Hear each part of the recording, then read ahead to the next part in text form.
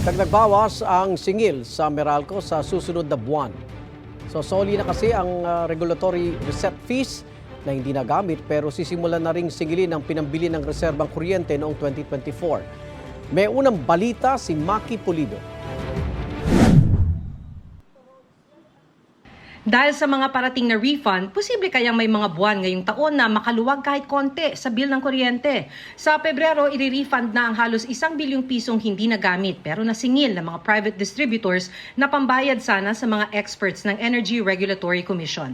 Nasa 23 centavos per kilowatt hour yan para sa mga customer ng Meralco. We don't need those funds. So those funds need to be returned. Bandang Abril naman, maaaring maramdaman na ang nasa 16 billion peso refund ng Meralco. Pwede pang tumaas ang refund dahil rerepasuhin pa ng Energy Regulatory Commission ang sobrang singil ng Meralco mula 2022 hanggang 2024. Pero kung may refund, meron ding increase. Sisingilin na rin simula sa Pebrero ang pinambili ng National Grid Corporation of the Philippines ng reserbang kuryente noong nakaraang taon, nakatumbas ng 12 centavos per kilowatt hour sa loob ng 3 hanggang 6 na buwan.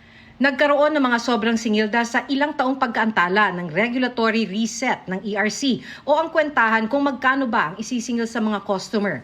Kung maplansya na ang regulatory reset ng NGCP halimbawa, magkakaalaman kung magre-refund ba ito o magdaragdag ng singil. Kung magdesisyon ng ERC na payagan ng NGCP na maningil para sa mga proyektong hindi pa naman natatapos, katumbas ito ng 12 centavos per kilowatt hour increase. Pero aabot sa 1 peso per kilowatt hour refund sa loob ng 1 taon kung magdesisyon ng ERC na ang pwede lang singilin ay para sa mga nakumpletong proyekto.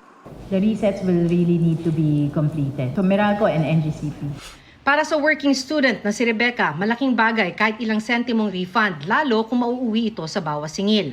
Habang nag-aaral, nangungupahan si Rebecca dahil nasa probinsya ang kanyang pamilya. Sana magka-refund kasi malaking tulong na rin yun, pangkain ko na rin yun or pang tricycle papuntang school, pang sakay ng jeep.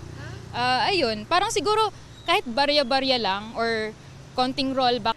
Pero may isa pa siyang problemahin. Isa kasi ang tinitirhan ni Rebecca sa mga mawawala ng kuryente nitong linggo dahil sa maintenance ng Meralco. Nasa website at Facebook page ng Meralco ang schedule ng maintenance ng Meralco. Mahalaga kasi dito na masiguro natin na yung facilities natin are in tip-top condition para maharap natin yung hamon ng panahon. No? Ito, papasok ang summer months. Tapos nun, yung mga tag-ulan. Hassle pero titiisin na lang daw ito ni Rebecca na sumasideline bilang isang virtual assistant. Siguro kailangan ko na lang lumabas para maghanap ng establishment na nag-provide ng outlet. Pero napaka-inconvenient niya talaga sa akin. Ito ang unang balita, Maki Pulido para sa GMA Integrated News. Igan, mauna ka sa mga balita, mag-subscribe na sa GMA Integrated News sa YouTube para sa iba't ibang ulat sa ating bansa.